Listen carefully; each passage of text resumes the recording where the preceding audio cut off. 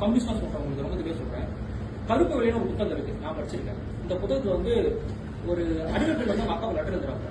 அந்த பொண்ணு எழுதுறா, அந்த பொண்ணு என்ன எழுதுறான்னா, அப்பா நான் நல்லா இருக்கேன், நீங்க நல்லா இருக்கீங்களா, எனக்கு டெய்லியும் ஒரு வேளைக்கு சோறு தராங்க, ஒரு நாளைக்கு ஒரு வேளை சாப்பாடு, தெரியும், ஒரு நாளைக்கு ஒரு வேளை சாப்பாடு தராங்க, அது எனக்கு பத்த மாட்டேங்குது, இருந்தாலும் உதவிக்கு தர கொள்ள நான் வந்து எடுத்து திருடி தின்னுடுவேன், யாருக்கும் தெரியாம.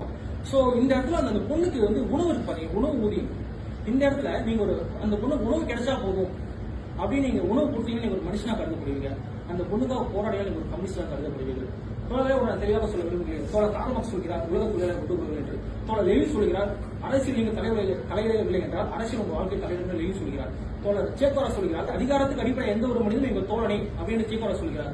தோழர் பகத்சிங் சொல்கிறார் இந்திய சுதந்திரம் என்பது வெறும் வெள்ளைக்காரர்களிடம் சுதந்திரம் பெறுவது மட்டுமில்லாமல் சாதியை ஒழித்து சமத்துவத்தை முன்னிறுத்துவதே இந்திய சுதந்திரம் என்று பகத்சிங் சொல்கிறார். இப்ப கரண்ட்ல ஒரு கம்யூனிஸ்ட் தோழர் நல்லக்கண்ணு சொல்கிறார் சாதி ஒழித்த பிறகுதான் என் மீசை நான் வைத்துக் கொள்வேன் என்று தோழர் நல்லக்கண்ணு சொல்கிறார்.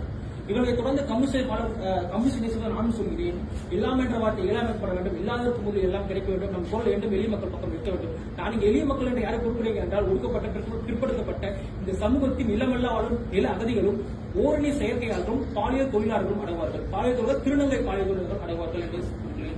கம்யூனிஸ்ட் என்பது வெறும் சித்தாந்தம் மட்டுமல்ல, ஒரு உணர்வு. அந்த சித்தாந்தம் வந்து பாட்டாளி வர்க்கத்தின் வீழ்ச்சியை வெளிப்படுகிறது, பாட்டாளி வர்க்கத்தின் ஒரு விடிவெளியாக இங்கு திகழ்கிறது. கம்யூனிஸ்ட்